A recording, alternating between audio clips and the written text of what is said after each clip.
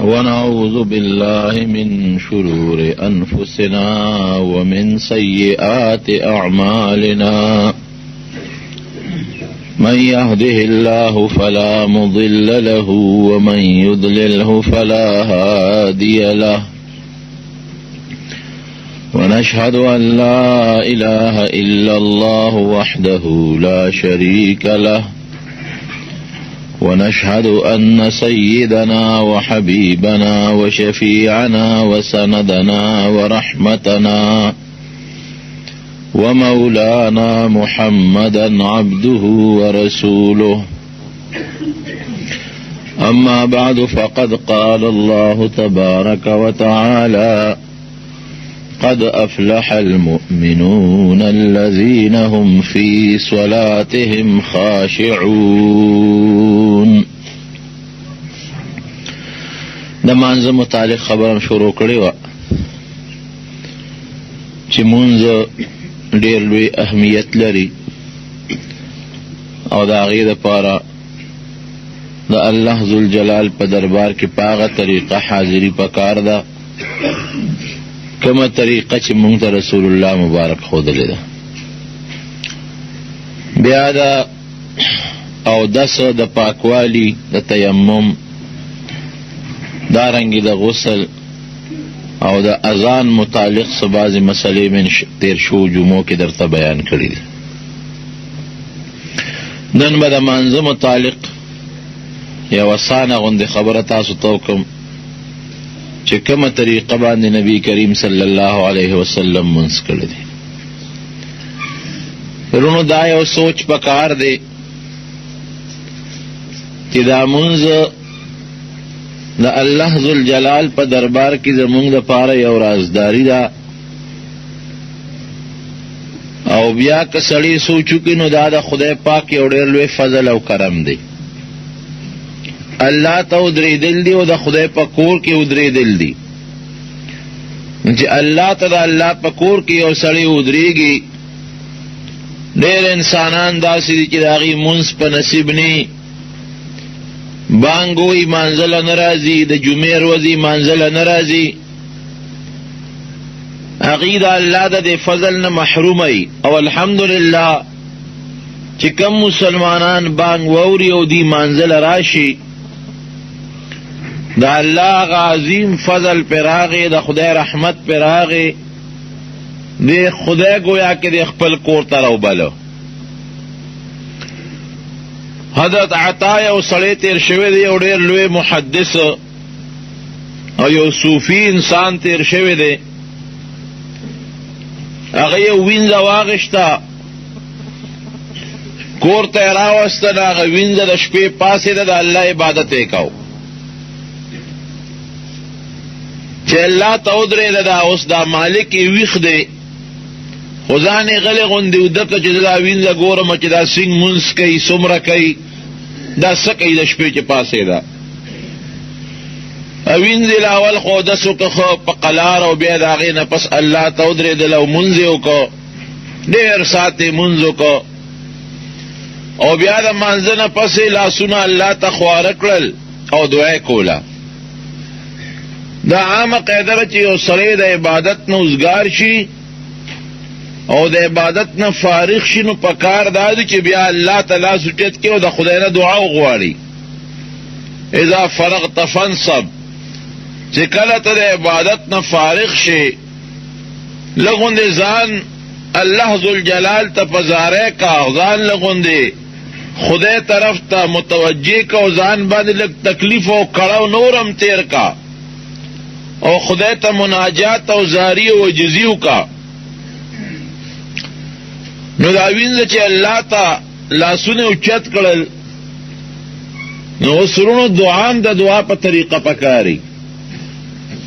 لکه انسان نه یو سړی پیسې غواړي، خیر غواړي، نو بعض انسان راشي هغه په سخت الفاظ وایي سراکا، نو څوک دې زمړه خپل کار کوه.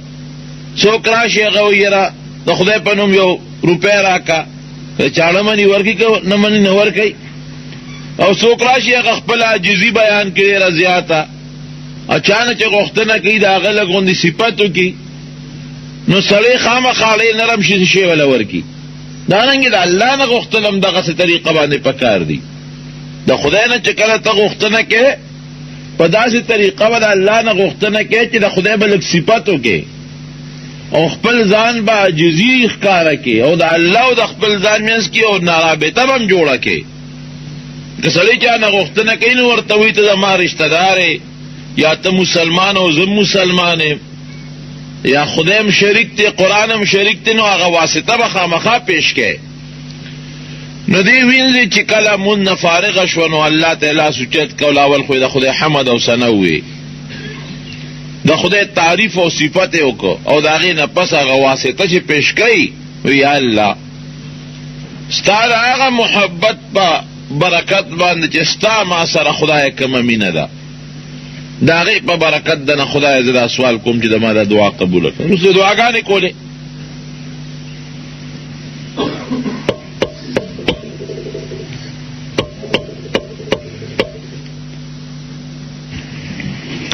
نو خدای پاک ته وایي چې یا الله ستا د هغه محبت په برکت چې الله ستا ما سره دی زما دا دعا قبوله کړه. پسې دعا ووایي نو د عطا د خپل سردار ولا آواز ورکوي وینځي غلطه خبره دی وکړه، دوکه شوې، خطا شوې.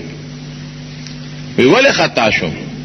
وی ته د الفاظو ته سوچ وکړه تاسو وی تا خو دا وی چې خدای ستا د هغه محبت په برکت ستا ما سره دی. تا د څه پته لګي چې تا سره د خدای مینه شته او که نشته؟ داسې ووایه چې خدای زما د هغې محبت د برکت نه چې د ما تا سره دی. اوس هر چاته خپله مینه معلومه ده، بل خو ورته نه معلومه.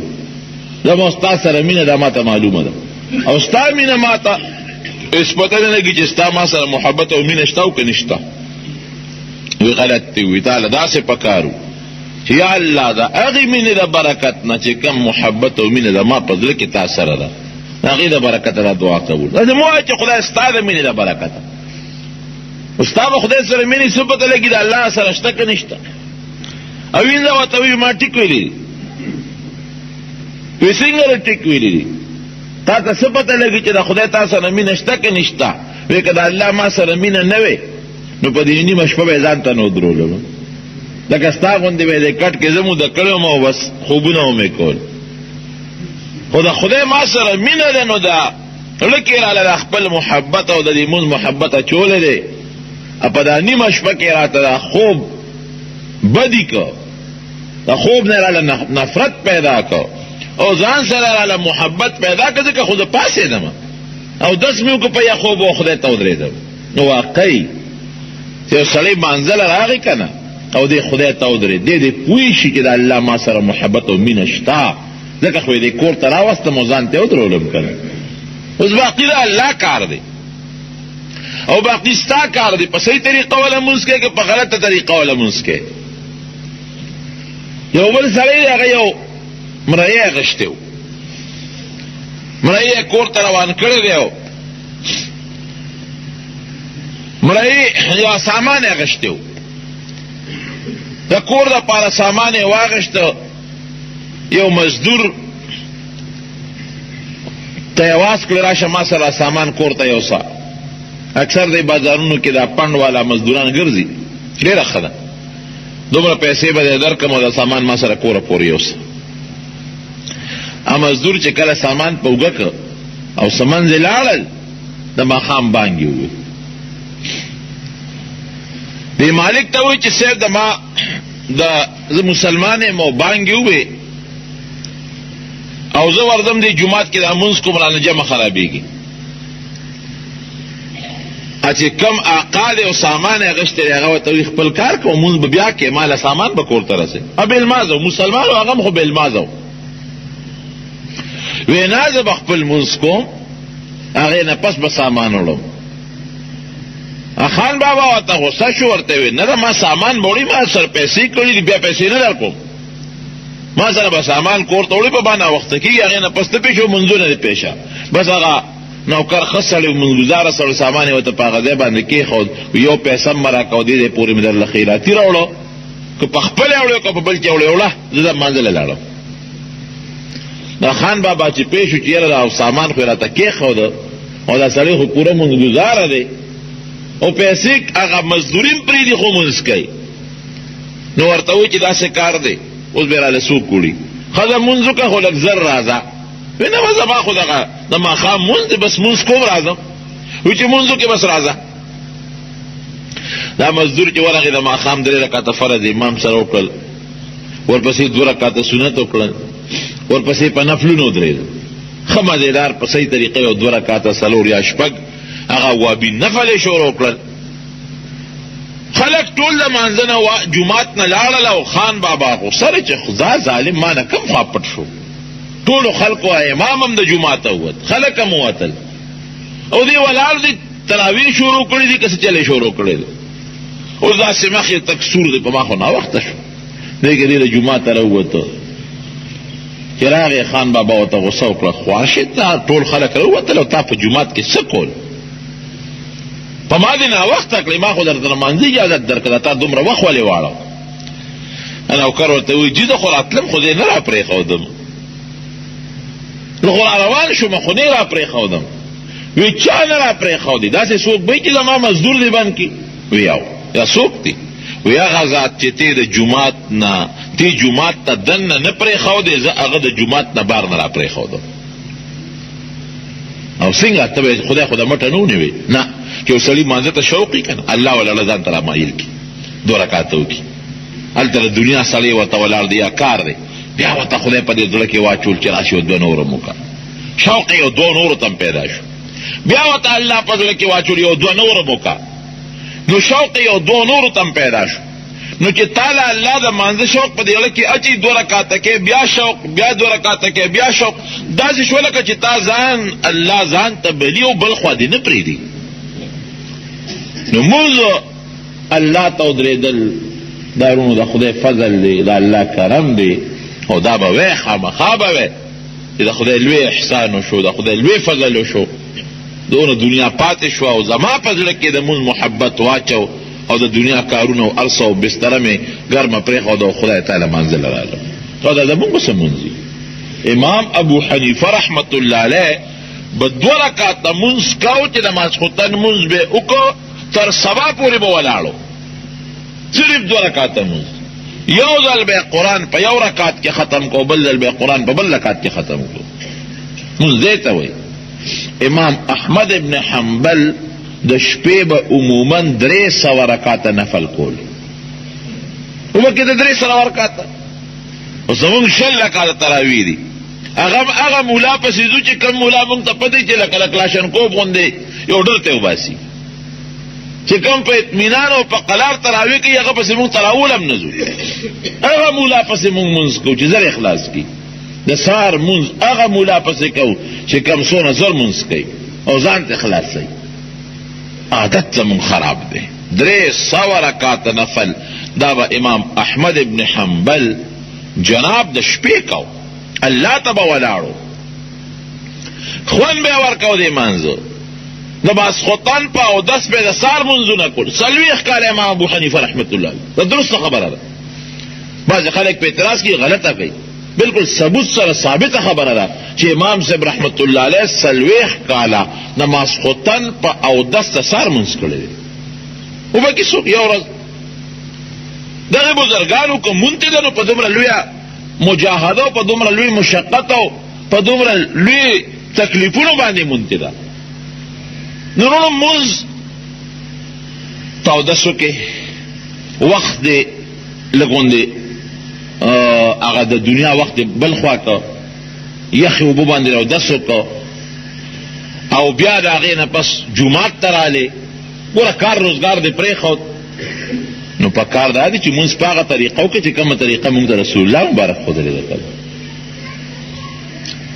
ولې که په غلطه طریقه دې مونځ وکړه نو بجایره دی چې ثواب به دې شي، دا مونځ به درته واپس به دې مخ راولي. او حدیث کې راځي نبی علیہ السلام فرمایي ډېر کله د یو سړي مونځ وکړي، هغه مونځ د چې الله ته لاړ شي ورسېږي، الیه یصعد کلم الطیب، دا ښه عمل الله ته خیږي، والعمل الصالح يرفعه، دا خدای پاک ته پورته کېږي. نو چې الله ته لاړ شي نو خدای پاک خو پوه شي چې دا خو الله خو پې پوه دی، خبردار دی چې دا خو هغه مونځ چې روح پکې نشته، مړی دی مړی. وی دا واپس ته په دې مخ ورغورځوئ. او بلکې نبی کریم صلی الله علیه وسلم فرمایي وی دا قیامت نه مخکې اخره زمانه کې داسې خلک به چې شپېته کاله به الله ته منځونه وکړي یو منځ به هم قبول ني. شپېته کاله به خدای له منځونه وکړي بالمازه به ني، یو منځ به د الله په دربار کې قبول ني. او فرمایي نبی علیہ السلام چې جمعتونه به آبادي، اعلی جمعتونه به منځګزار به پکې ډېر زیاتي، او اعلی داسې جمعات به چې تماشې به خلک کوي، منځګزار به پکې ډېر زیاتي، ډېر خلک به مانځه له راځي. لیکن فرمایي پیغمبر علیہ السلام چې منځ به پکې د یوم قبول نشي. تاسو وګورئ نن په دې پېښور کې د کلو کې څونه اعلی جوماتونه جوړېږي، هماغه پیشنګویي ده. او دې مشرانو نه تپوس وکړئ دومره منځګزار مخکې مانځه کوي لکه اوس چې څومره دي؟ نه، پخوا خلکو دومره مونځ نه کوي لکه اوس چې څونه مونځونه کوي. لیکن حقیقت باندې که مونږ سوچ وکړو د نبي علیہ السلام وینا ده، بس خدای دې مونځ قبول کړي. او فرمایي نبی علیہ السلام، ګوره د هغې الفاظ دي، که رکوع صحیح وکړي سجده به یې خرابوي، که سجده درسته وکړي رکوع به یې خرابوي، که رکوع سجده دواړه ټیک وکړي نو جلسه او قومه به یې خرابوي. او چې کله سلام وګرځي دا پته به ورته ونه لګي چې څلور مې وکړل که درې مې وکړل، دوه مې وکړل که درې مې وکړل، دا معلومات به ورته ونه شي. یاره تاسو سوچ وکړئ پیغمبر علیه السلام چې څه وینا کړې ده حقیقت دی که نه دی؟ بالکل حقیقت. صحیح طریقه باندې مونځ څوک کوي؟ مونځ هغه مونځ دی چې کوم مونځ کې ستا توجه رب العالمین دی، ته به د خدای ته ولاړې. یو سړی دی او هغه یو افسر له ورځي د دنیا یو افسر له، نو هغه څومره ځان له ګیره برش کي او څونه سر ځان له برش کي او جامې پاکې واغوندي او ولامبي او مخ صفا کي او په ډېر لوی ټاټ او پاټ کې دی ورشي. ولې زما فلانکي افسر سره، فلانکي وزیر سره، فلانکي گورنر سره زما ملاقات دی. او په دې مانځه کې زمونږ او ستاسو ملاقات د رب العالمین سره دی. او نبی علیہ السلام فرمایي هم چې خدای سره ملاقات کې ځان غوندې پاک کا او دس وکا یا غسل وکا، جامې دې هم پاکې کا. دغه عامې جامې چې مونږ یې کاروبار تا چو ثياب بدله دي کې ګورې مونږ مکروه دی، پاکې جامې ومانځه تا غوندې، ښکلې جامې باغوندې، خسته جامې باغوندې. او د کار جامو کې یو خدا دې چې سخت ضرورت دی که اوس ته مثلا جامې بدلې نو وخت در نه ځي، نه که داسې وخت خو بیا له خبره ده، ګنې چې وخت دی هغه لرې کوه. د یو دوست ملاقات لدې خو ته د کار جامو کې نه دی، خدای لدې د کار په جامو کې دی. لرې کوه ښکلې مزېدارې جامې واغونده، پاک ځای باندې ودرېږه او الله ته مخ که په دې خیال چې زما د الله سره ملاقات دی، خدای ته مخامخ ودرېږه.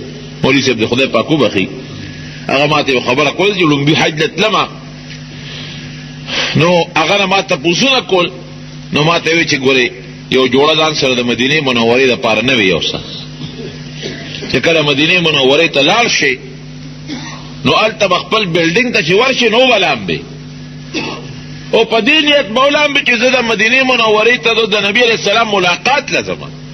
لکه یو دوست چې د دوست ملاقات لري نو ځان خشته کوي، نو او به لامبې او نوې جامې به اغوندې، زړې به نه اغوندې، خوشبویي به پورې کړي، نو پیغمبر علیه السلام نه به ورشي. نو سړی چې په دغه سوچ او په دغه نیت ورشي نو فایده ډېره شوه که نه. نو چې ته خدای له راځې نو دقه سوچ پړه کې وکړه چې د الله ملاقات لازم، مناجات رازداري ورسره کوم، وجود به پاک کې، استنجا به وکړې، چاردام به وکړې، جامې ښکلې واچوه او بډېر اطمینان ته جومات ته راشه ودرېږه الله ته. ته ګوره چې ستا دعا او ستا د مونځ بیا الله قبلې او که نه قبلې.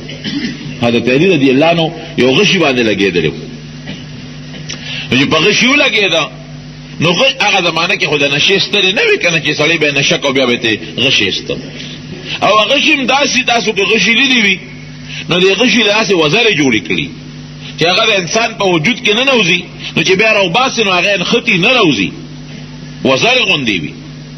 نو هغه شي خو په جنګ کې په غشي ولګېده، خدای او دې سره څوک و، هغه شي خو وتل ګران و، ځکه نشې او اپرېشنونو قصه خو نه وه. چا دا مشوره ورکړه لکه چې دې په مانځو درېږي دا غشې ته وباسه. چې دې سینګ په مانځه ودرېده چې په مانځه به ودرېد نو ټول بړچېده بیا هېڅ طرف ته توجه به یې نه وه. نو کسان راغلل نو هغې وله غشې ته وویسته، هغې نه وینه هم روانه شوه ځکه غشي باندې خو هغه ځای بند وه زخم. نو بیا صاحب سره غشتي دي هغه زمانې څه دارو درمل هغې وله په زخم اچولي چې هغه وینه یې په ودرولې ده وله او دوی خپل مونځ کې لګیا دی. چې د مانځه نه اوزګار شو ویره دلته کې څه شور مور نو دا تاسو څه لره جمع شوي دا ورته پته ونه لګېده چې د ما د وجود نه غشې چې وویسته اوس د هغې خو درد کوه وینه ته تله و دې په هغې پوه نه شو چې الله ته ودرېږي نو دغسې به بیا هغه یو لطیفه غوندې ده خو د عبرت ته یو ښځه په لاره روانه وه یو سړی ورپسې روان و. نو ښځه چې مخکې دا سړی ورپسې نیغ روان و نو دا ښځه یې سړي ته وویل یک سړي خوار شي ته ما پسې څه لپاره روان خو په کوم کوڅه تاویږي ما پسې وایي زما سره ډېر لوی عشق دی او مینه مې درسره زما ډېره خوښه یې. ښځه هوښیاره وه هغې ورته وایي ولې دې خوښه یم وایي ته ډېره ښکلې وایي زما نه وروسته زما بله خور را روانه ده هغه زما نه زیاته ښشته ده چې ما سره مینه کوې زما نه وروسته زما بله خور ده په دې لاره هغه زما نه زیاته ښشته ده. نو دا هغې پسې شاته وکتل نو اپې راغلی یو څلور پنځه څپې وړی اوس خدای بېخ وباسي که ما سره دې مینه ونه بل خوا به دې مخ نه اړه خو چې بله ښکلې مې ته یاده کړه نو بیا زما نه توجه بل طرف ته واړوله. حقیقت باندې که سړی سوچ وکړي نو که زمونږ الله سره مینه وه نو مونږ به الله ته ودرېږدو. مال له ورشو الله له نه راځو خوب راته د خدای نه خوښ ښکاري مال د دنیا کسب او دولت راته د الله نه ښه ښکاري ولې اوس د خدای وخت دی نو خدای له به راتلو به م پرېښودل که او بیا په هغه طریقه به الله ته ودرېږو چې کومه طریقه د الله د شان سره مناسبه ده په ښه طریقه به الله ته ودرېږي خشوع خضوع سره مونځ به وکړي الله ته به متوجه شي خدای ته به ودرېږي ته بیا ګوره چې ستا دا مونځ قبلېږي که نه. اوس هسې قرآن کې الله وایي مخکې نه اعلان کوي دا رستنو خبر کې د منافقینو متعلقه اذا قاموا الى الصلاة قاموا كسالى يراؤون الناس ولا يذكرون الا قليلا چې مانځه ته ودرېږي نو داسې مانځه ته ولاړي سس پس پئ ستړی ستومانه وئ ګوره الله وایي د منافق مونځ یادوي اوس به مونږ وګورو چې زمونږ هغه څنګه دی مانځه ته ودرېږي قاموا كسالى سس پس هسې د دنیا کار چې کې یو غنټه دوه غنټې به ته لګې خو مونځ ته چې ودرېږي کله په یو طرف تاوې کله په بل طرف به تاوې کله به یو خپه اوچتې کله بل خپه به اوچتې او که امام صاحب لږ غوندې قرات اوږد که اوهو خدایه نو کله به دې سلام ګرځئ استاذ چېرته پکې تللی وې مونږ خو د نن مړه کړو دومره اوږد قرات سس پس پئ کله یو خو کله به سټ ګرئ او کله به اوږیره ګرئ او کله به یو ځای ګرئ کله او بل ځای ګرئ د پیغمبر علیه السلام مخکې یو سړي مونځ کاو ګیره یې وګروله ورته یې ده په مانځه کې خشوع نشته الله ته متوجه نه دی خپلې ګیرې ته خیال دی کله یو ځای ګره او یراؤون الناس خلکو ته به ځان ښیي مونځ دې دپاره کوي چې خلک وایي چې دې مونځ کوي لا یذکرون ان الله الا قلیلا لږ غوندې به خدای یادوي نور به الله ته توجه نه دغه چې ودرېږي خدای ستا د رضا دپاره مونځ کوم تاله یا الله اکبر وی پکې هم توجه شته او که توجه نشته خدای طرف ته لا یذکرون الله الا قلیل لغونې به خدای یادوي نور به الله ته توجه نه.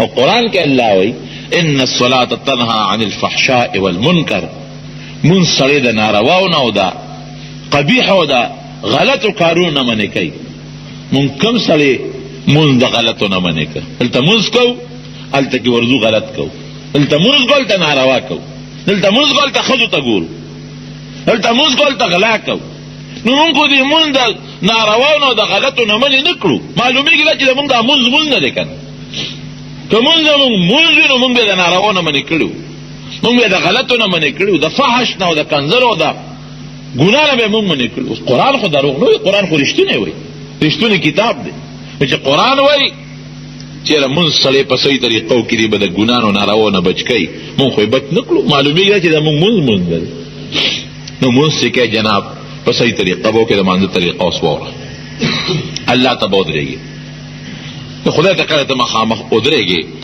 قبلې ته به مخ کې او الله اکبر نیت بلاول وکړې صورت یاد دي 2 رکعات نیت کوم د اخلاص 2 رکعته فرض د سحر نماز قطعی وسره وې. قطعی معنی یقیني، په دې حاضر وخت په دې حاضر امام پسې په دې ځل کې دی راوله مخ مې د کعبه شریف په لور کو یا په طرف کو. الله اکبر. الله ته پورا ځان متوجه کې ګوره یاد وساته نیت کې یو سړی په خلی ونه وي پروا نشته په ځل کې راوله بس پھر 2 رکعات فرض کو او دا سحر مونږ دی او د امام پسې ولاړې ما الله ته ودرېږم بس دا کافي دی. صرف چې ستا زړه کې دا تېره شوه پیغمبر علیه السلام یو منځ کې د خولې نیت نه دی ویلي په زړه یې ویلي دي. اصل نیت د زړه دی، که ته په خولې لګې او ګردان وکړې او په زړه کې توجه نه هېڅ فایده نه ورکوي. نو الله طرف ته د زړه ته متوجه شه. ماسپښین منځ کې دا لکې راوله چې 4 رکعاته فرض د ماسپښین الله ته کومه او دا مې امام د امام پسې ولاړې ما او دا زیر وخت دی بس زړه کې راوله کعبې شریفې ته مې مخ دی زړه کې راوله په خولې غږ هم مه کوه او یا کړه کې مې او په خولې وي خو ډېره ښه خبره ده. زمونږ ځکه خلکو ته وایو چې په خولې نیت وایې زمونږ علما ځکه وایي چې زمونږ د خلکو خو هغسې دغه نشته نو موږ ځکه وایو چې په زړه کې به یې نه وي په خولې به مو نه وي نو هېڅ به دې جوړه نه شي. زه پرې په خولې خو به نیت ووایي که نه نو زړه کې دا مانځه دغه را حاضر کو په خولې هم ووایه ډېره بهتره به شي. چې نیت یې وکړه نو الله ته مخامخ به ودرېږي نو الله اکبر به ووایې. الله اکبر الله ډېر لوی دی څونه ښکلې معنی لري. او لاسونه به اوچت کې تر غوږونو پورې په داسې طریقه باندې چې دا کټه ګوته ده مټه چې تاسو ورته وایې دا د غوږ د پوسکۍ ته برابر یو جنګ ورسره او یا که لرې وي خو چې د غوږ پوسکۍ ته ستا دا مټۍ ګوته برابر شي. د نبي کریم صلی الله علیه وسلم د مانځه متعلق راځي فرمایي چې نبي علیه السلام به ګوتې اوچتې کړې نو دا دې غټه ګوته به د غوږ د پوسکۍ ته برابر وه او دا 4 ګوتې چې دا کومې اوږدې دي دا به د غوږ د سرونو ته مخامخ وي او د لاس دا چې کوم مړوند دا به اوږې ته مخامخ و. نو یا دې غوږ پورې ګوتې وجنګوه که نه جنګې خیر دی که لرې هم بې پروا نشته خو چې پوسکۍ ته ستا دا مټۍ ګوته برابري او لاسونه به ګورې قبلې ته مخامخ کړي. ډېر خلک چې مونځ کوي داسې ودرېږي بلکې بعضې خلک پکې داسې کړي دا تلې دې مخ ته را مخامخ کړي نه دا به نه کوي قبلې ته او بلکل لاس مخامخ کړي. د پیغمبر علیه السلام طریقه خو همدغه داسې به نه کوي. بعضې خلک غوږونه ونیسي لکه څنګه چې په مانځه کې سړی غوږ نیسي او یا ډېر خلک دغه خو ډېر خلک کوي چې دا د لاس د تلې دې مخ ته را مخامخ کړي نه تلې به بلکل قبلې ته مخامخ کړي دا ورغوې چې دی. او حکمت پکې څه دی په دې لاس پورته کولو کې دې کې دې ته اشاره ده چې خدای د ټولې دنیا نه ګورې زه ویزار یم یو خطاب ته متوجه ولاړ یم. لکه یو سړی چاته ودرېږي او هر څه پرېږدي نو د هر لاسونه هسې کړي چې خدای هر څه مې شاته بس وغورځول لاس مې اوچت کړل د هر څه نه تبریه کوم بس دې وخت کې زه یو تا ته الله ولاړ یم.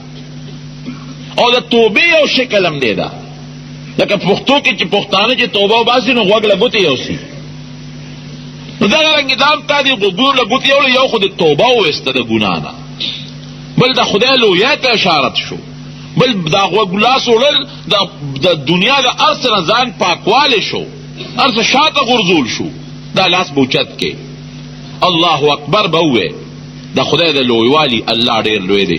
یا به لاسونه راواخلې او په دې نامه د پاسه به یې وتړئ خو په نامه د پاسه تړلو مستحبه طریقه رونو دا ده چې دا مټۍ ګوته د ګس لاسه دا په دې نوم د پاسه راولي د ګس لاسه مټۍ ګوته او دا باقي لاس به د نوم نه لاندې کوي یعنی د لاس څه حسابه په نوم راشي او د لاس څه حسابه د نوم نه لاندې شي او دا تلې به د ګس لاس د تلې د پاسه راولي د ښي لاس تلې او دا 2 ګوتې چې کومې دي قچۍ ګوته او مټۍ ګوته دا به د ګړۍ په ځای د مړوند نه راتاو کې او دا 3 ګوتې او په دې لیچه د پاسه اوږدې کې لکه یو حدیث کې راځي چې نبي علیه السلام په نامه لاس تړل بل صحابي وایي د نامه نه به لاس لاندې و نو مونږ وایو چې بس نیم لاس په نامه کې د نیم لاندې که دواړه خبرې جوړې شوې. او بل حدیث کې راځي چې پیغمبر صاحب به دا ورغوي د ورغوي د پاسه تلې د تلې د پاسه او داسې حلقه به یې جوړه کړې وه دا یو ګوته دا دواړه ګوتې ترې راتاو کا او حدیث کې راځي چې د نبی علیہ السلام دا ګوتې به په دې سنګل د پاسه خورې وي. ګوره په ټولو باندې عمل راغی. نو په داسې طریقه به کې باندې څوک په خېټه لاسونه کېږي، څوک لاسونه په دلته ونیسي. نه، ګوره هغه طریقه باندې مونځ وکړه چې کومه طریقه مونږ ته نبی کریم صلی الله علیه وسلم ښودلې ده، نو کار به جوړ شي. نو بېځایه طریقه باندې چې دا مونږ بعضې خلک وایي که نه دې بانډو کې د جمعې مونځ زمونږ د امام صاحب په مذهب نه کېږي. نو ما یو سړی مولانا شرف علي تانوي رحمت الله علیه لیکلي، ما هغه واقعه ورته بیان کړه. مولانا شرف علي صاحب لیکلي دي چې وایي ما نه یو سړي تپوس وکړې، مولانا شرف علي صاحب وایي چېرې بانډه کې د امام صاحب په مذهب د جمعې مونځ کېږي؟ وایي ما ورته وایي چې نه. نو هغه ما ته وایي روان شو، زه یاره د نه کولو نه خو کول ښه دي که نه، مونږ بیا پکې کوو.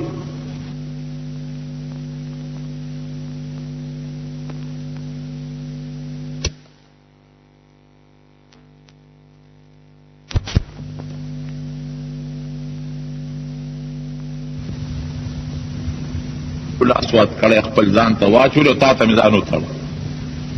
خدای ستا اختیار چې ما سره څه کې کوه. نو بیا به سبحانک اللهم وبحمدک شروع کړي. سبحانک اللهم د خدای پاک پاکوالی شو.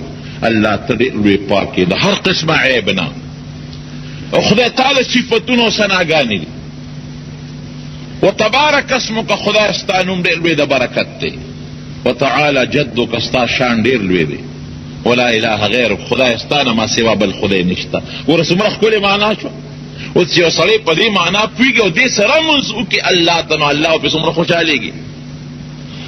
د هغې نه پس به بیا اعوذ بالله من الشیطان الرجیم وایي، شیطان نه پناه وغواړي. د خدای په نوم زه پناه نیسم د هغه ملعون شیطان نه. او بسم الله الرحمن الرحیم، خاص په نوم د الله، هغه الله چې ډېر مهربانه دی او ډېر رحم کوونکی د هغه په نوم زه شروع کوم. اعوذ بالله بسم الله بوئے.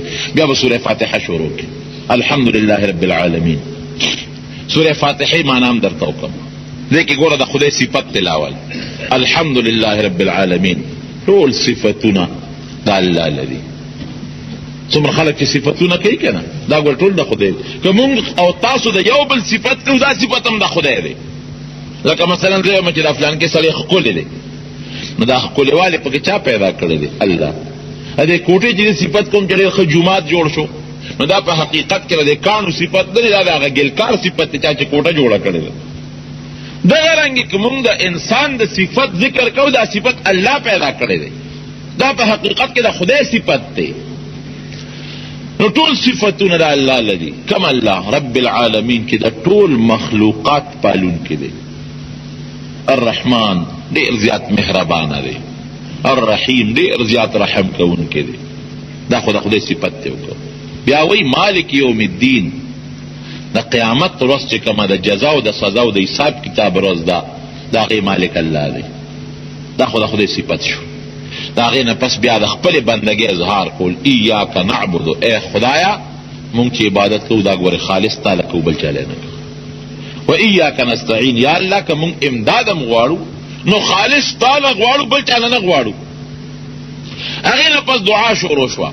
اهدنا الصراط والمستقیم، یا الله مونږ ته نیغه لاره وښایه. نیغه د چا؟ د جنت لاره. صراط مستقیم هغه لار چې د افراط و تفریط نه پاکه ده، کږه نه ده، نیغه الله ته ورغلې ده. کومه لاره چې خدای پتا در روانه ده، او کومه لاره چې ستا رضا مونږ ته راکوي، کومه لاره چې ستا خوشحالي مونږ له راکوي، کومه لاره چې ستا جنت مونږ له راکوي، خدای په هغې روان کا. نو بیا ورته د هغه لارې ذکر هم کوو. صراط الذین انعمت علیهم، خدای د هغه خلکو لاره راته وښایه چې تا پرې ډېر احسانونه کړي، لکه هغه پیغمبران دي، هغه شهدا دي، هغه صدیقین دي، هغه نیکان خلک دي. خدای د دغه نیکو خلکو پیغمبرانو، شهدا او صالحینو په لاره هم خدای بوځه. غیر المغضوب علیهم، خدای دا خلک په غضب هم نوستا، دی باندې تا غضب نه نازل کړي، لکه یهودیانو باندې چې کوم غضب نازل دی. او ولد دوالین، خدای دا ګورې ګمراهان هم. یعنی مطلب دا چې د هغې خلکو چې هغه ستا په غضب ککړ دي، چې یهودیان دي، یا هغه عیسایان چې هغه ګمراهان دي، خدای د هغې د لارې نه هم ګورې وساته. په مانځه کې موږ د الله نه ګورې دا درخواست کوو. او عمل هم څه دی؟ د یهودو د عیسایانو سره جوړ توړ.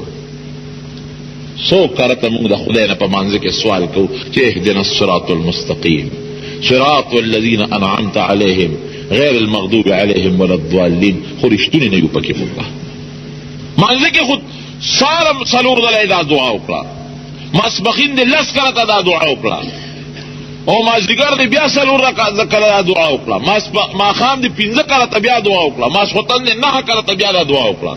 د نوافلو د مستحباتو نه علاوه چې خدای ګوره د یهودو لار او د عیسایانو لار امې نه ده پکار ګوره د هغې نه مې وساتې، او هلته کې چې روان یم د هغې په لار روان نو خدای بوی ما سره ټوکې کې سوال چې کوم دا کې چې د هغې نه مې وساته مې نه راخوښه، او نور کردار او تعلقات او دوستانې او یاراني او د ټول هغې خلکو سره دي. خدای دې مې ترې وساتي، مونږ به ترې خدای انشاءالله ساتي، زمونږ مشران دې ترې خدای وساتي.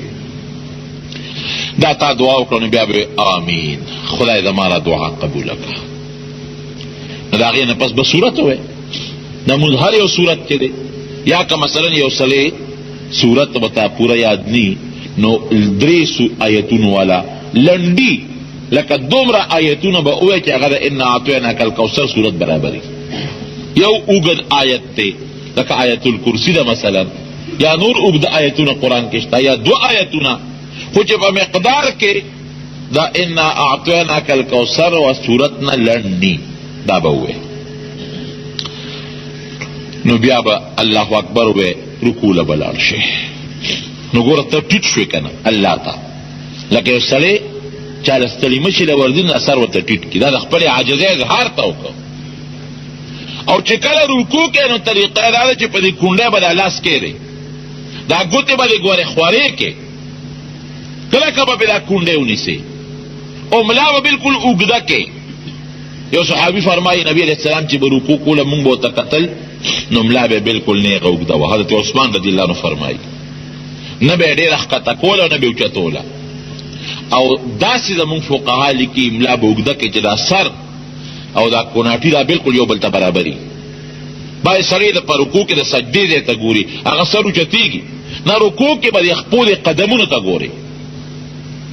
چې کله قیام کې ولاړې نو ته به سجدې چې کوم ځای لګې هلته به ګورې، او په رکوع کې به د خپو دا قدم نه دی دا پنجه دې ته به ګورې. چې دې ته ګورې نو ستا ترتیب برابرېږي، خپې به بلکل زور به ورکوې چې دا کونډۍ ده د زور ورکوې، دا خپې به راغونډی نه. نو 3 ځله کم از کم به ووایې سبحان ربی العظیم، پاک دی رب زما، پاکی د رب زما لره، پاکی بیانوم د رب خپل هغه رب چې هغه ډېر لوی دی. 3 ځله سبحان ربی العظیم به ووایې کم از کم. او امام به 3 ځله وایي، زیات به نه وایي، لکه په قوم کې بیماران هم شته، بوډاګان هم پکې شته، او کوم سړی چې امام پسې ولاړ دی یا ځان لمونځ کوي هغه د 3 ځله وایي، 15 کرته دی وایي، 9 کرته ناته کوي، 9 کرته، 11 کرته. صحابه فرمایي چې نبی علیه السلام با سبحان ربی العظیم دومره کرته وی چې مونږ به وایي چې ډېر شو دی رامونځ، دومره به نبی علیه السلام په رکوع کې ولاړ به. دا صرف چې کوم امام دی 3 ځله به وایي سبحان ربی العظیم، ګوره اطمینان سره. مونږ یې په منډه وایو اوس باندې پوه نه شو. پاکي بیانوم د رب خپل هغه رب چې هغه لوی دی. 3 ځله کم از کم. او که امام پسې ولاړې امام اوږد که نو ته زیات ووایه، 15 کرته ووایه، ځان لمونځ کوې څومره چې زیات ویلی شي ووایه. د هغې نه پس به بیا سمع الله لمن حمده به ووایې چې هغه څوک چې الله له صفت کوي خدای پاک هغه اوري. ربنا لك الحمد، ای زمونږ ربه تا له ثنا ده، د خدای صفت دی. او که څوک ربنا ولك الحمد وایي دا هم صحیح ده، که څوک اللهم ربنا ولك الحمد وایي دا هم صحیح ده. حدیثو کې ټول راغلي دي. موږ د عوامو ته د اسانتیا لپاره دا چې ربنا لك الحمد، ای رب زمونږ تا له ثنا ده، دا به ګورې بلکل چې ملا نیغه کې دا به ووایې ربنا لك الحمد. بعضې خلک یې که نه قومه بلکل نه کوي، خو چې رکوع نه پورته شي له ملا نیغه نه او نیغ سجدې له دال شي، ملا به بلکل نیغه کې. که ملا دې نیغه نه کړه او قومه دې او نه کړه نو مونځ لا برباد شو، اصل ځان وکړو. امام ابو یوسف رحمت الله علیه او امام احمد ابن حنبل، امام شافعی صاحب او امام مالک سے خو چې بالکل منځو نشو، او امام ابو حنیفه رحمت الله علیه بیا مو چې واجب پاتې شو. نو چې واجب پاتې شو نو واجب حکم تقریبا د فرض دی، خو منځ لا برباد شو. یو صحابي راغی جمعات کې منځو کې نبی رسول الله دغه سلام په واچو، پیغمبر ته ارجع فصلی فانک لم تصلی، دا پاسه منځو کې مونږ نه لیکل. بیا لار منځو کو، بیا راغی السلام علیکم، نبی صلی الله بیا فرمایي ارجع، دا واپس منځو کا فانک لم تصلی، تا مونږ نه لیکل. هغه بیا لار منځو کو، بیا راغی السلام علیکم، وی واپس منځو کا مونږ نه لیکل. د خدای رسول ما ته خدا قانون یاد دی، مال خو بل چل نه راځي. نو بیا دا کومه طریقه در تخیم په دې طریقه نبی زمو ته چلو خو، او چې قومه دې ونکړه او ملا دې نیغه نکړه مونږ دې بالکل نه شو. اذان مکړه من نمو اذان مکړه، دې ته د مونږ غل وای، دا زر زر مونږ کوي کنه، او دا قومه او سجده او جلسه نه برابر، دا د مونږ غل دی. نو خبر برابر ملا نیغه کا د یو تسبیح په اندازه خو به خامخا ملا نیغه دومره بنیغه چې ملا نیغه کې او د هغې نه پس وی ربنا لک الحمد بس، او که د دې نه زیات هم پکې ودرېږي نو ودرېږه. نبي علیه السلام به کله کله پکې داسې وی ربنا لک الحمد اللهم ربنا لك الحمد حمدا كثيرا طيبا مباركا فيه مباركا عليه ملء السماوات والارض وملء ما شئت من شيء بعد. دونه د دعا په کولو سره دا غینه پس به الله اکبر نو لار به سجدې له. خدای موږ د فقها لیکي دا الله اکبر چې وینو په داسې طریقه باندې وایا چې کله سجدې له دینو الف الله نشورو کا، او چې سجدې تندیر یو رسونو پرې باندې ختم کا. خو خیر کدا سي دي نکړه نو څه پروا نشته، سجدې له بلال شي. نو سجده به مضبوطه مزیدار ولګي، دا خېټه بل دې ورونو نه لري کې، لاسونه سنگلې دا بر دې خېټه نه غاړو نه لري کې، چې بالکل ستا سنگلې دې ډډو نه لري وي او ستا رون د خېټه نه لري وي.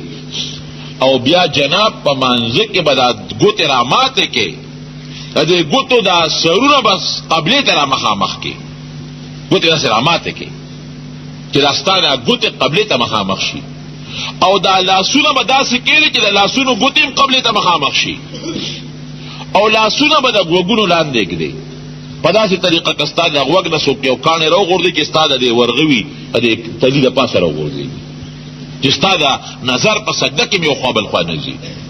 نبی علیه السلام چې به سجده لګوله دواړو لاسونو میانځ کې به یې لګوله، نو لاسونه بالکل کېدې، پوزه به مو لګې، تندې به مو لګې برابر. نو درې کرته به ووایې سبحان ربي الاعلی، زه پاکي بیانوم د هغه الله چې لوی دی. او بیا سبحان ربي الاعلی سبحان ربي الاعلی کم از کم درې کرته. امام به درې کرته وایي، زیات به نه وایي چې قوم تنګ نشي.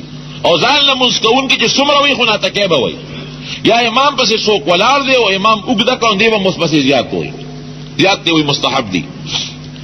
خو ما وایي چې سجده به لږه فراخه لګې، نو بیا به وایي الله اکبر کې به جلسه به وکړې، جلسې لپاره به ګس خپله ماته کې لکه مونږ چې څنګه ماتو په هغې به کښېنې، او خیخ به بیا هم هغسې ودرې چې ستا د ګوتو دا سرونه دا قبلې ته مخامخي. نو بیا به کښېنې لږ غوندې به دغه ځای هم کښېنې، د دواړو سجدو په منځ جلسه ورته وایي. بعضې خلک یې که نه سر لږ غوندې راوچت کړي بیا زر ښکته کړي.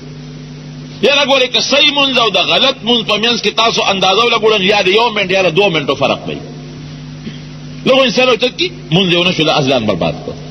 بالکل به ملا راوچته کړي چې د ملا نیغه کې. نو پکې نبی علیه السلام به دا ګورې لوستل رب اغفر لی، خدای ما وبخښي، دا پکې وایا حدیث کې ثابت دي. ملا راوچته کړي وی رب اغفر لی، خدای ما وبخښي. بلکې نبی صاحب به داسې وی رب اغفر لی وارحمني واهدني لاحسن الاخلاق لا يهدي لاحسنها الا انت. دا الفاظ پکې نه خدا مونږ علماوی په نفلو کې وایا، سنتو کې وایا، فرضو کې خیر چې څومره مختصری نو خبره ده. نو چې ملا راوچته کې سجدې نه جلسه ورته وایي، لاسونه په دې دواړو رونونو باندې کېږدي په داسې طریقه چې دا ګوتې ستا قبلې ته مخامخي. بیا به دویمه سجده وکړې په دغه طریقه چې ما درته وویل. نو بیا به پاسې الله اکبر چې ووایې نو نیغ به دویم رکعت ته پاسې. دا سجده چې تا ولګوله دا تا پوزه خدای ته راښکه، لکه یو سړی څوک راونیسي وي شا به پوزه راکاږه، ته وایې ما به 20 ټوټې کې خو پوزه به راته رانه کاږم.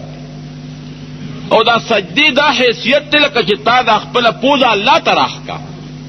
نو ګوره چې یو سړی دا تصور وکړي چې یا الله ما راته ګوره ځان ټیټ کړ، لکه سړی د عاجزۍ اظهار وکړي او بیا په سجده باندې پرېوځي وي یا الله هغه خوره چې کومې څوک مړ کړي که نه دا تندې به ورته ونه لګوم، دا پوزه به رانه کاږم، خو خدایه تا ته زه خامخا راکاږم. یو دل ولګوله بیا دې سر اوچت کوي خدای بیا درته را پوزه راکاږم. په دې طریقه چې ته رامونځ کوې نو الله به پې څومره خوشحالېږي. دوه سجدې به وکړې نو بیا به پاسې الله اکبر به ووایي نیغ به ودرېږي. دویم رکعت ته اوس دویم رکعت چې کله شروع کې نو بیا به سبحانک اللهم نه وی، اعوذ بالله تم ضرورت نشته، صرف بسم الله الرحمن الرحیم نه به شروع کی. سورت به وی، ورپسې به پټ امین وی، ورپسې به بیا فاتحه به وی، بیا امین به بیا به سورت ورپسې وی. بیا هم دغه طریقه ده چې رکوع له به لاړ شي خو قومه به پکې برابر کې، رکوع نه پاسېدو کې، سجده به وکړي، سجدو منځ کې جلسه ده به برابر کې. نو بیا په دویم رکعت کېنئ نو التحیاتو به شروع کی. او په دویم رکعت به همداسې کېنئ لکه مونږ چې دا دو سجدو منځ کې کېنو، ګس خپه به راماته کې په هغې به کېنئ، خیخ په به ودرې.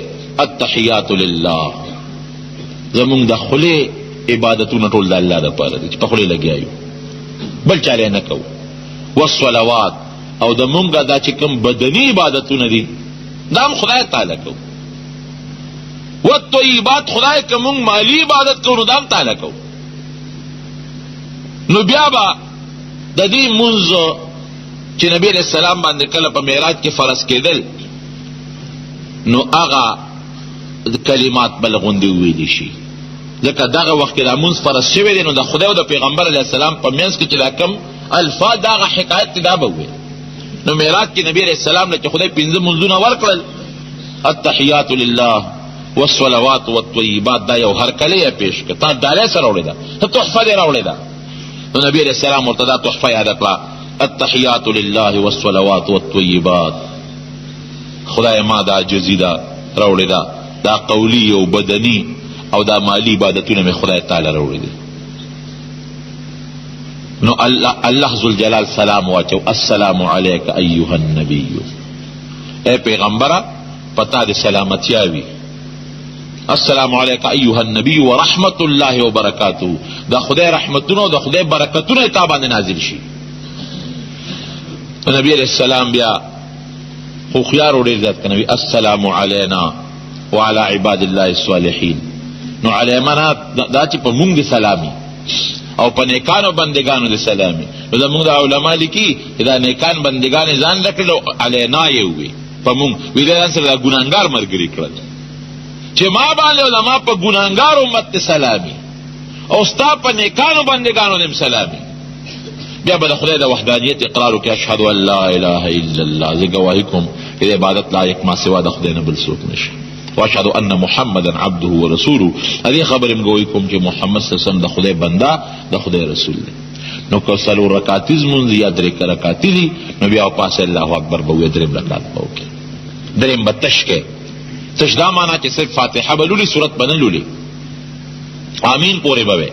او که دو رکعاتې لمونځي نو درود وایي په نبی علیہ السلام، او بهتر درود په درودونو کې درود ابراهیمی دی، اللهم صل علی محمد وعلى آل محمد کما صلیت علی ابراهیم وعلى آل ابراهیم انک حمید مجید. خدای کم رحمتونه چې تا په ابراهیم علیہ السلام او داغه په اولاد نازل کړی دي هغه په نبی علیہ السلام او داغه په اولاد هم نازل کړي، ته د صفت خاوند او ته د بزرګۍ لایق. اللهم بارک علی محمد وعلى آل محمد کما بارکت علی ابراهیم وعلى آل ابراهیم انک حمید مجید. خدای هغه برکتونه چې په ابراهیم علیه السلام او داغه په اولاد ته نازل کړو دا نبی علیہ السلام او داغه په اولاد هم نازل کړي. بیا به دعا وکړي، اللهم ربنا، چونکې جامع دعا ده د قرآن یا د حدیث ولا دعا لوستل شي، خدا ډېره جامع دعا ده.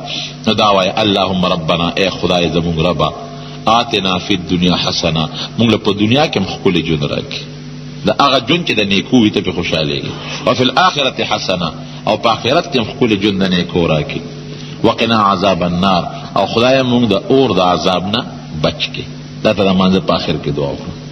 بیا به السلام علیکم ورحمت الله، نو ښي طرف ته به مخ راواړی په داسې طریقه چې د سلام وخت کې د ښې اوږې ته دې ګورې، ښې اوږې ته، او بیا السلام علیکم ورحمت الله نو په دې دویم سلام کې ګوتې اوږې ته ګورې.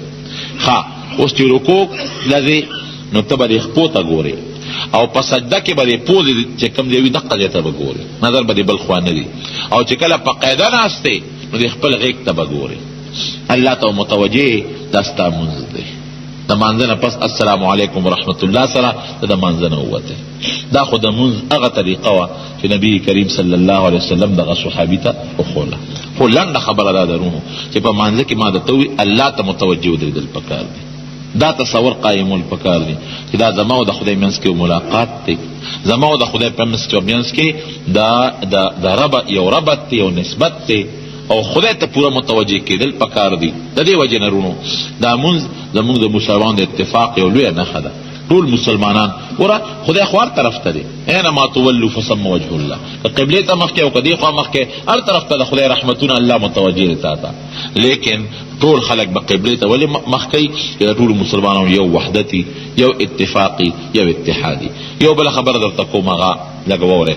بل دا عذر چې دي لکه باد شو، باران شو، یاره دشمن یره شوه، بعضې سړي دشمن یره یاسي نو په کور به مونځ نه کوي، جومات ته مانځله به راځي. پیغمبر علیہ السلام فرمایي لا صلاة لجار المسجد الا فی المسجد. کم سړی چې هغه د جومات ګاونډي دی، جومات ته راتلی شي او بیا هم د جومات ته مانځله نه راځي او کور مونځ کوي، ورې مونځ یې ونه شو، دی به خامخا جومات ته راځي. او بل حدیث کې راځي چې کم سړی 20 مونځونه ځان له وکړي، یو مونځ د جمع وکړي، دا برابر دی. او یو بل حدیث کې راځي پیغمبر علیہ السلام فرمایي ویړه مې کېږي چې صحابي مخکې کوم مانځه ته او اقامت والا ته چې اقامت شروع کا او ځان سره یو څو ماشومان الکان واخلم او په دې کورونو وګورم چې کوم خلک جمع له نه راغلي چې دا کورونه پې وسوځوم. نو جمع له راتلل دا جمع زمونږ امام ابو حنیفه رحمت الله دوه قول دي، یو کې سنت مؤکد مشهور ده، خو بل قول کې ګوره د واجباتو نه حسابوي. بل جمع کې چې ودرېږي یو بل سره متصل به ودرېږي، یو بل سره بعضې خلک یو بل نه لرې لرې ودرېږي، دا ګورې ګناه ده. پیغمبر علیه السلام باقاعده آواز کو اتموا صفوفکم، صفونه برابر کې، سووا صفوفکم، صفونه نیخ کې، او حاذوا بین الاعناق، دا سټونه یو بل سره برابر کې، او دا اوږې یو بل سره وجنګوي، او دا میانس کې چې دا کم خالی دی دا ډک کې. او دا به فرمایل یو څو څپلې ته وباسه روانه کې. او دا به فرمایل نبی علیہ السلام چې مخکې صفونه پوره کې، بیا دویم، بیا دریم، بیا چې څه کموالی هغه په آخري صفونو کې پرېږدي. نو کوشش پکار دی چې مخکې صفونه دا برابري او صفونه نیغول پکاري. بلکې یو حدیث کې راځي نبی علیہ السلام او فرمایل وی صفونه نیغ کې، ورې که صفونه نیغ نکړل نو الله به ستاسو مخونه کاږه کي، که صفونه نیغ نکړل بل حدیث ستاسو په زړونو کې به خدای یو بل سره دشمنی پیدا کی. نو دی وجه صفونه نیغول پکار دی، یو بل ته کتل پکار دی، او جخت به ودرېږي، یو بل نه لرې به نه ودرېږي. او ماشومان رستو کول پکاري، ماشوم صف کې مخکې ودرول دا نی پکار، ماشومان له پکاري چې هغه رستو ودرېږي. دا خو مختصر غوندې د مانځه متعلق بیان مې درته وکړو په دې خیال چې دا مونځ زموږ یو اهم عبادت دی او دا په داسې طریقو شي چې د قبولیت درجې ته ورسېږي. که یو بنده یو جومات کې اودس وکړي او خپې پاتې شي بل جومات ته لاړ شي نو دی به څه کوي؟ نو ګوره که یو انسان اودس وکړي او یو اندام ته هیر شو، لکه مثلا د سر مسه ته هیره شو، یا خپې ته هیره شو، یا لاسونه ته هیر شو، نو که دا باقي اندامونه اوچ شوي وي نو بیا به دوباره اودس کوي. او که باقي اندامونه لا اوچ نی او لامده وي نو هغه اندام چې تیر دی هغه دوباره اووینځي نو کار کېږي. لکه اودس یې وکړو او خپې ته اوچې پاتې شوې، چې وروسته جومات ته لاړو چې ویې کتل خپې اوچې دي خو مانه خپې یېرې شوې، نو او دې ګوري که دا مخ او لاسونه لامده دي لا اوچ شوي نه دي نو ور دي چې صرف خپې دي ووینځي بس ټیک ته، او کنه دا نور اندامونه اوچ شوي دي بیا به سرینه پوره اودس کوي.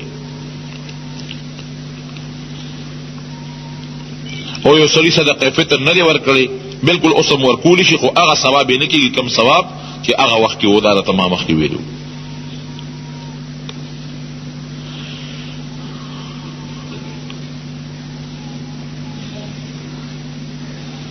دا خو ما خبره کړې ده چې هغه چاله زکات ورکول پکار چې په هغه خپله زکات ورکول واجب ني. او یو سړی سرکاري ملازم دی لاهور کې ملازمت کوي د حکومت سره روجه نیولې ده، روجه خو زمونږ د حکومت یو دی، کې اوس خبره نشته. اختر له چاهي ته راغی، یو 2 ورځې مخکې راغی او اختر دلته راغی، اختر د حکومت نو دلته کې چې دلته به خلکو سره یو شان اختر به کوي، چې کوم ځای کې وي هغې ته دغه ورکوي اعتبار.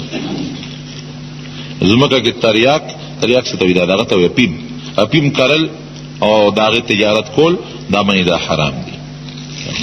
دعا وکړئ رب العالمین زمونږ په حال باندې رحم وکړي، آفات و بلیات و مصائب و مشکلات